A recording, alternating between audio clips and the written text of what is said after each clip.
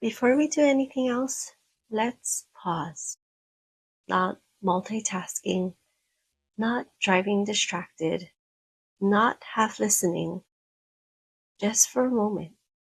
If your body feels tired in a way rest hasn't fixed, if your patience is thinner than usual, if you're emotionally quieter than normal, not sad, not happy, just flat, that's not failure. That's information. And December has a way of making that information impossible to ignore. Welcome to the Balance Recruiter, a slightly unhinged, definitely honest, and occasionally helpful space where we talk about burnout, balance, career chaos, and why your to-do list still has 19 things on it, even though you've been working all day, in theory. Hi, I'm Chastity, professional plate spinner, recovering overachiever, and someone who is very ready for the year-end slowdown. Finally. And I'm also trying to resist a runaway trip to Banff. Cold air, quiet mornings, zero urgency, and absolutely no pressure to be productive. Honestly, that's the vibe. December is layered. It's Grief Awareness Week, Compassion Month, and one of the heaviest mental health seasons of the year. Yes, there's joy, but also pressure, exhaustion, expectations, and a lot of unspoken emotional weight. So if you're feeling tired in a way sleep doesn't fix, this episode is for you. This episode exists because slowing down isn't something most of us choose. It's something our body demands. And when it happens at the end of the year, it feels confusing because December tells us to wrap it up, close strong, reflect, celebrate, show up, stay grateful, and don't complain. But your nervous system is like, I'm done. And that disconnect is where burnout deepens. December is actually the most appropriate time to slow down, even if your job doesn't. You're allowed to lower expectations, to do the bare minimum where you can, say no to one extra thing, rest without earning it. This isn't laziness, it's regulation. December exhaustion isn't just physical, it's cumulative. It's carrying the whole year's stress, unresolved grief, met expectations. Come on, let's be real. How many of us actually did our New Year's resolutions for this year? I don't think I even remember what mine was, but that's just me. It's also carrying things that didn't happen, versions of yourself you didn't become, decisions you postponed, and conversations you avoided. And suddenly, everything feels heavier. Not because you're weak, but because you've been holding it for 12 months.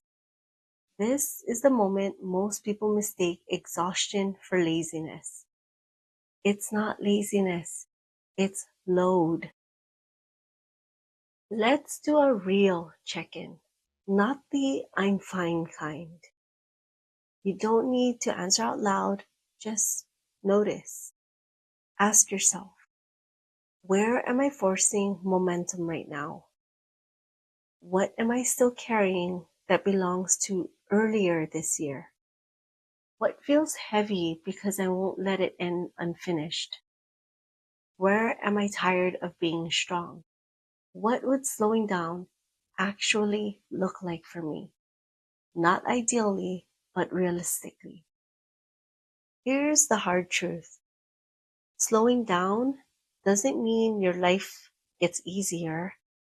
It means you stop ignoring what's hard. And that's uncomfortable, especially for people who cope by staying busy. Awareness is not weakness. It's the first sign you're listening. Slowing down can feel dangerous because when the noise stops, things surface: grief, disappointment, anger, regret, burnout. So we stay busy. We fill the space. We keep going. But rest isn't avoidance. Rest is processing. And December, whether you like it or not, creates cracks where the truth leaks through. You don't have to fix it. You don't have to make sense of it. You just have to stop running from it. Banff isn't an escape. It's a metaphor. And if you don't know where Banff is, it's actually a place in Canada that's gorgeous. You should definitely look it up.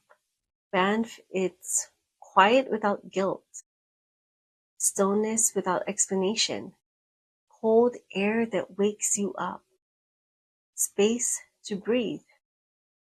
What if slowing down this month meant fewer expectations, fewer conversations, fewer shoulds, and fewer explanations? It's not disappearing, it's softening. December is usually a time when we start thinking about what our year is going to be like or how we're going to end our year. And then start thinking about how we're going to start the new year. What would be a great New Year's resolution? Something that possibly I could hold on to and actually complete. You don't have to finish the year strong. You don't have to be grateful every second. You don't have to be motivated, and you don't have to be healed. You just have to be honest with yourself. If today's balance means doing less, feeling more, or choosing rest over performance, that still counts. Thank you for hanging out with me for 20 episodes. That means more to me than you could ever know. New episodes drop every week, just in time for the weekend. Be sure to follow, share, and please leave a rating if this space gives you permission to breathe. And remember, burnout is real. Balance is the goal. And I'm somewhere in between, letting the year end without forcing it, and I'm daydreaming about the snowy mornings, quiet walks, warm drinks, and nowhere to be in Banff. Not to escape life, but to remind myself what calm feels like. See you in the next episode.